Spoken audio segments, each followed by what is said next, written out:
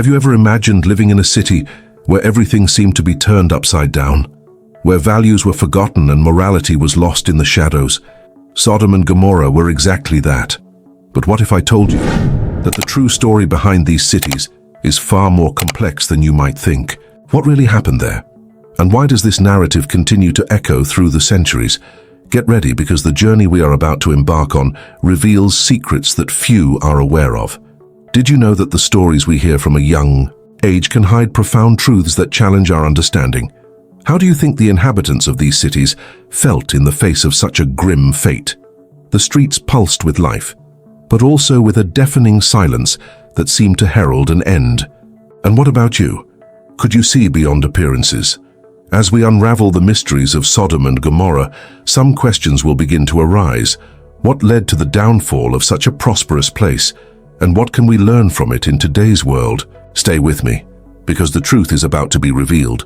Sodom and Gomorrah have always been cities shrouded in mystery and controversy. What fascinates me is that, even without a clear consensus on their exact locations, theories continue to flow like a river in a desert.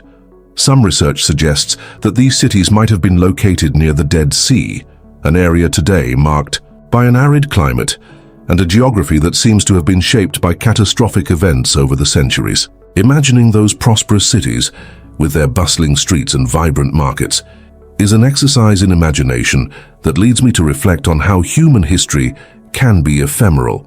In fact, when we explore the historical context, we find references in ancient texts that speak of the wealth and prosperity of Sodom and Gomorrah. What is intriguing is that these cities were not only commercial hubs, but also places where morality and ethics were frequently questioned.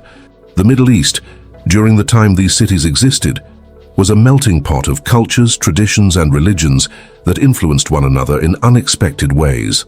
This complex scenario may have contributed to the decay and eventual destruction of the cities. Moreover, the geography of the area, with its fertile valleys and water sources, made it an irresistible attraction for settlers. However, this very environment, conducive to human development, could also be fertile ground for corruption and moral decay, central themes in the narratives surrounding Sodom and Gomorrah.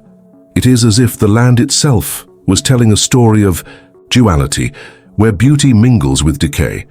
Another fascinating aspect is that the search for these lost cities is not just a geographical quest, but also a quest for understanding. What led these civilizations to become a shadow of their former selves? This question echoes through the ages, and the answers seem as elusive as the cities themselves. In a way, this search for answers is also a search for ourselves, to understand what makes us human and what leads us to ruin. Lastly, we must not forget that the legacy of Sodom and Gomorrah transcends their geographical location. They have become symbols of warning in various cultures and religions, a grim reminder of the consequences of a society that loses its way. The relationship between physical space and moral space continues to intrigue me, as if the cities had not only been destroyed, but also forgotten in a timeless void. When I read the biblical passages about Sodom and Gomorrah, especially in Genesis 19, I feel a mix of curiosity and discomfort. The narrative is intense and filled with elements that provoke reflection. What stands out to me is how these accounts have been interpreted over the years. For many, the story of Lot and the destruction of the cities serves as a warning about the consequences of immorality. Yet, at the same time, this interpretation is laden with nuances that cannot be ignored.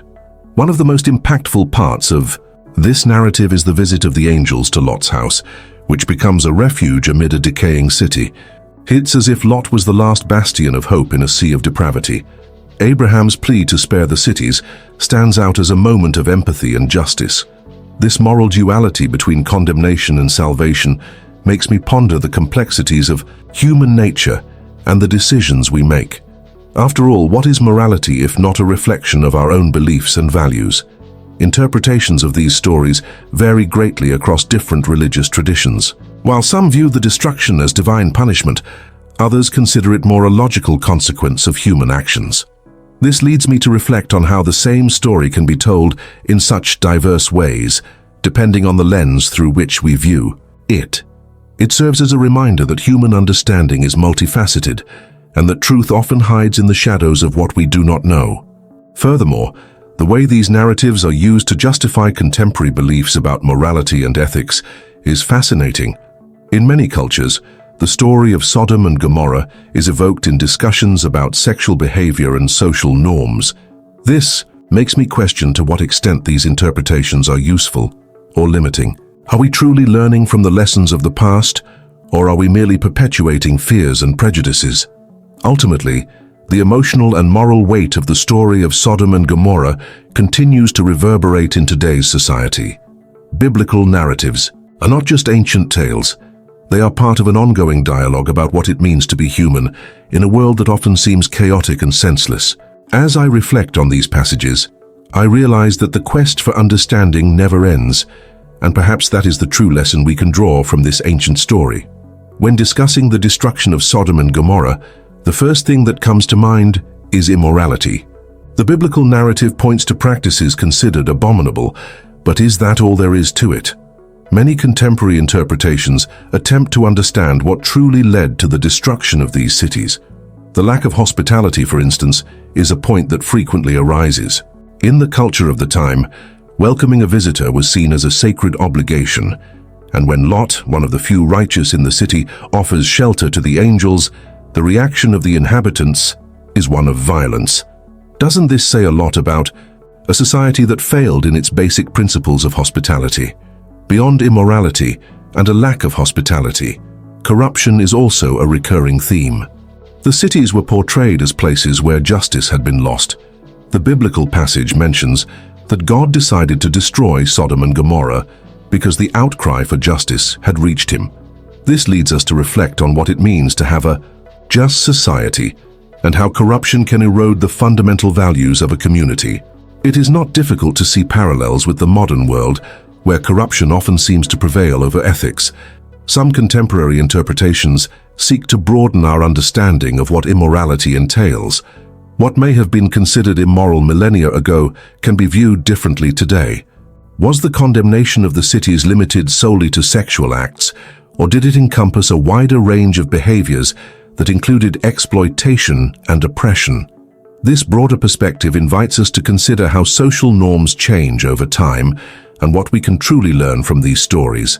Another interesting point is the idea that the destruction of Sodom and Gomorrah could serve as a warning for other societies. It is almost like a divine alert that if we do not take care of our institutions and our behavior, we may face similar consequences. This perspective becomes even more relevant when we consider the state of the world today, where many places are grappling with crises of morality and justice. What kind of legacy are we leaving for future generations? Finally, the destruction of Sodom and Gomorrah should not be viewed merely as an isolated event, but as part of a broader pattern of warnings in biblical narratives. The story invites us to reflect on our actions, how we treat others, and the importance of cultivating a just and welcoming society. In doing so, we can uncover valuable lessons that still resonate in our times. When we venture into the field of archaeology in search of Sodom and Gomorrah, the first thing that stands out is the variety of theories.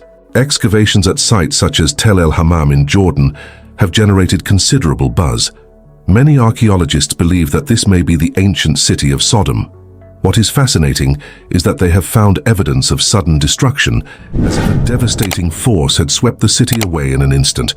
This raises questions about what really happened. Earthquakes, volcanic eruptions. Science has been trying to answer these questions through geological analyses.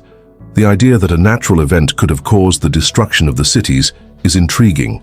There are theories suggesting that an explosion of methane gas could have triggered a catastrophic blast. And what about volcanic eruptions? The region around the Dead Sea is known for its seismic and volcanic activity. Therefore, the possibility that the destruction of Sodom and Gomorrah could have a scientific explanation should not be dismissed. The combination of archaeological discoveries with modern science may provide us with a clearer picture of what truly occurred. Moreover, some argue that excavations reveal not just destruction, but also a vibrant culture that existed before the collapse. Finds of utensils, pottery, and other artifacts indicate that the cities were inhabited by people with their own stories and traditions. This human perspective complicates the narrative even further. It is not merely about a destroyed city, but about lives that were abruptly interrupted. Another layer of this archaeological investigation is the analysis of soil layers. The presence of materials indicating large-scale fires and destruction suggests that something truly catastrophic happened. Researchers are analyzing sediment layers to try to date these events and understand the conditions that led to this destruction. This type of analysis can provide us with a timeline that connects the biblical narrative with the natural history of the region. Ultimately, archaeology invites us to re-examine traditional narratives. Instead of viewing the destruction as a divine punitive act, we might consider that it could have resulted from a series of complex factors, both human and natural.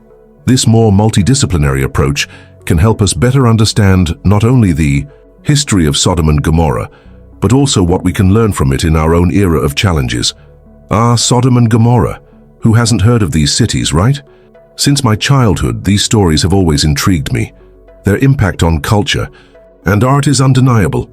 Over the centuries, artists, writers, and filmmakers have delved into these accounts, translating tragedy and morality into various forms of expression.